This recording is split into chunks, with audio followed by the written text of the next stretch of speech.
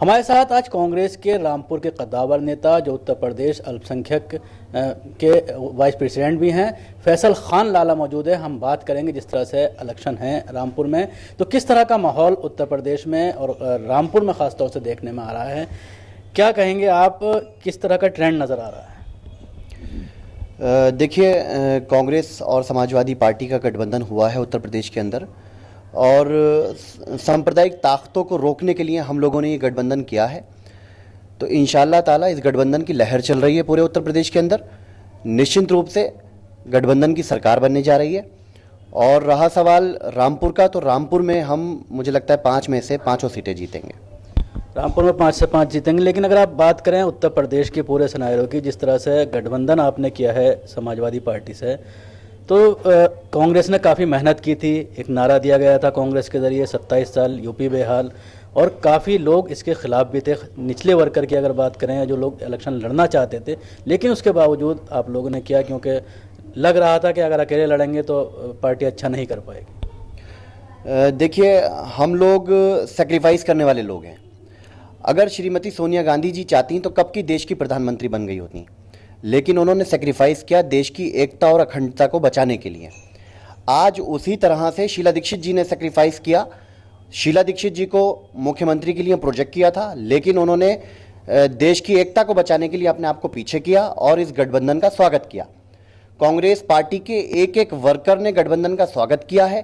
पूरे पश्चिम उत्तर प्रदेश के अंदर मैं घूमकर आ रहा हूं अभी, तो गठबंधन की एक लहर है, और हमने सांप्रदायिक ताकतों को रोकने के लिए गठबंधन किया है। ये गठबंधन 2 नौजवानों के बीच में हुआ है, श्री राहुल गांधी जी और श्री अखिलेश यादव जी, और पूरे प्रदेश का यूथ आज इस गठबंधन के साथ है। लेकिन अगर मुसलमानों की बात की जाए, तो जिस तरह से समाजवादी पार्टी के मैनिफेस्टो में और आपके भी मैनिफेस्टो में कोई ख़ास जिक्र नहीं है मुसलमानों का। ख़ासतौर से अगर समाजवादी की बात की जाए, तो पिछली बार 14 प्रोग्राम्स थे जो मुसलमानों को दिखाए गए थे, लेकिन हालांकि उस पर अमल नहीं हुआ 5 साल के अंदर। तो उसको लेकर मुसलमान कहीं ना कहीं नाराज़ है। नहीं, देखिए, पिछली सरकार की तो मैं बात नहीं कर सकता, क्योंकि उस वक्त हम गठबंधन में नहीं थे। इस बार हम लोग गठबंधन में हैं। अगर सरकार में आते हैं तो निश्चित रूप से मुसलमानों के लिए बहुत सारी योजनाएं हैं जो चलाई जाएंगी, ख़ास तौर से अल्पसंख्यकों के लिए। अल्पसंख्यकों के लिए जो भी योजनाएं कागज़ों में चल रही हैं, उसको ज़मीन पर लाने का काम कांग्रेस पार्टी का और इस गठबंधन का रहेगा। और रहा सवाल कांग्रेस पार्टी के विकास का, तो कांग्रेस पार्टी को दुनिया जानती है कि बड़े पैमाने पर किसानों का कर्जा माफ़ सिर्फ कांग्रेस ने किया था। आज right to information act Congress party का दिया हुआ है। नरेगा योजना कांग्रेस पार्टी की दी हुई है। जीएसटी बिल कांग्रेस पार्टी लेकर आई, जिसको अपना ठप्पा लगाकर बीजेपी आज साबित करने की कोशिश कर रही है।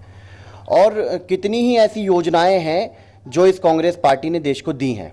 लेकिन मोदी जी जिस तरह से पार्लियामेंट में मोहन जी के ऊपर कटाक्ष कस रहे हैं, करप्शन के इल्ज़ाम मोहन जो प्राइम मिनिस्टर थे उनके ऊपर भी जो है लगाया गया, जिस तरह से रैनकोट का जिक्र किया गया, तो कहीं ना कहीं कांग्रेस के ऊपर करप्शन के चार्जेस लग रहे हैं। और बीजेपी का ये कहना है कि अभी हमें 2-2.5 साल ही हुए हैं, पूरा टाइम दें, हम बहुत कुछ करेंगे। देखिए साहब, जब ये सरकार में आए थे तो जुमलेबाजी की सरकार है, इनको सब जानते हैं।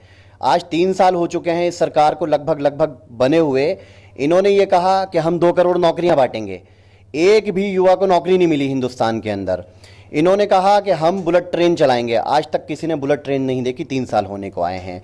इन्होंने कहा कि हम हर हिंदुस्तानी के खाते में 15 लाख रुपए डालेंगे, किसी को 15 रुपए भी नहीं मिले। तो ये झूठ और जुमलेबाजी की सरकार है। ये दूसरे को अपमानित करने की राजनीति करते हैं। जो इन लोगों ने 2002 में गुजरात के अंदर किया, वही ये आज उत्तर प्रदेश के अंदर करना चाहते हैं। इस कृत्य को रोकने के लिए कांग्रेस पार्टी ने समाजवादी पार्टी के साथ गठबंधन किया है, और निश्चित रूप से इस गठबंधन की सरकार बनेगी। बीजेपी को आप किस तरह से देखते हैं उत्तर प्रदेश के सिनेरियो में? अगर देखा जाए, जिस तरह से नोटबंदी का पूरा मामला है, तो कितना असर नोटबंदी का आम वोटर के ऊपर दिख रहा है? जाहिर सी बात है, ये तो तमाम देश के न्यूज़ चैनल्स के माध्यम से सब लोगों ने देखा कि इतनी बड़ी डिक्टेटरशिप इससे पहले हिंदुस्तान के अंदर कभी नहीं हुई।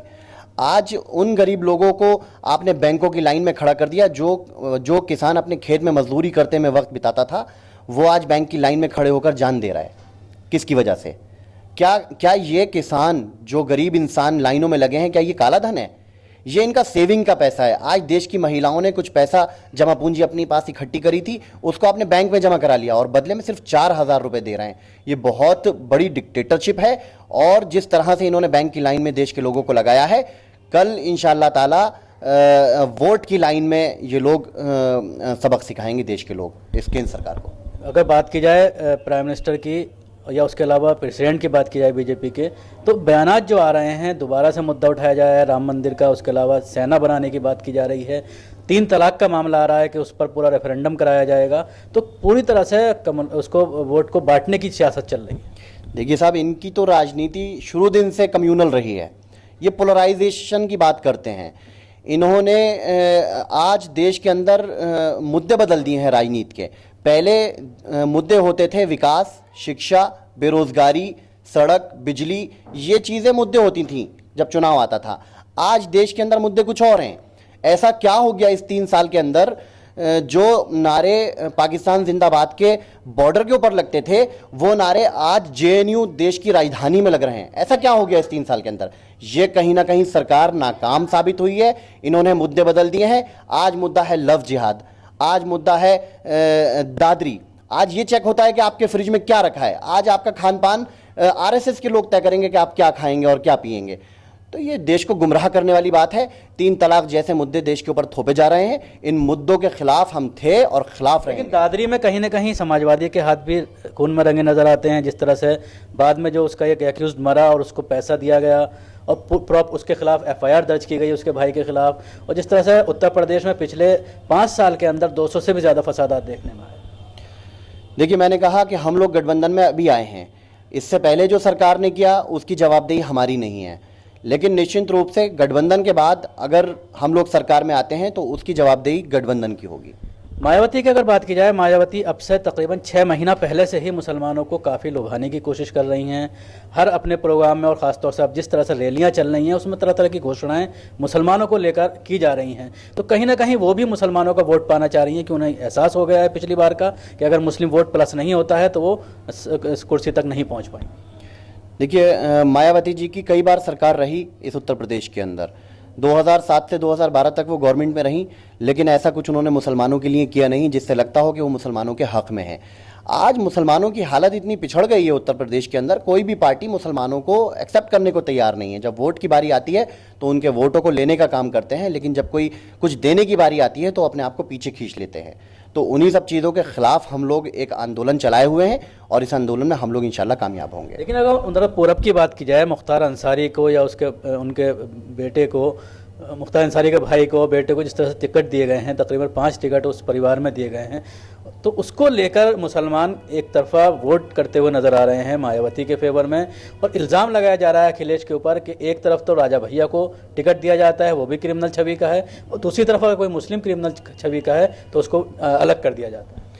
देखिए साहब, जहाँ तक आप ये बात कर रहे हैं कि क्रिमिनलों को टिकट दे दिया, मैं इस चीज़ को कहना चाहता हूँ कि आज बीजेपी के जो प्रदेश अध्यक्ष हैं केशव प्रसाद मौर्य, उनके ऊपर जो इल्ज़ाम और जो मुकदमात उनके ऊपर चल रहे हैं कोर्ट के अंदर, वो सब जानते हैं। आज अमित शाह जी के ऊपर जो इल्ज़ाम लगे थे गुजरात के अंदर, वो तड़ीपार रहे, उससे सब वाकिफ़ हैं। तो आज किसको टिकट मिला है किसको नहीं मिला है, ये तो जनता तय करेगी, प्रदेश की जनता तय करेगी। और रहा सवाल मुसलमानों को पोलराइज करने का, तो इस बार मुसलमान गठबंधन के साथ में है और कांग्रेस पार्टी हमेशा मुसलमानों के लिए अच्छी से अच्छी योजनाएं चलाती है और आगे भी चलाएगी। शुक्रिया। ये थे फैसल खान लाला साहब जो बता रहे थे कि किस तरह से उत्तर प्रदेश में गठबंधन कांग्रेस और समाजवादी पार्टी का सरकार बनाने जा रहा है और मेजॉरिटी से सरकार बनाने जा रहा है।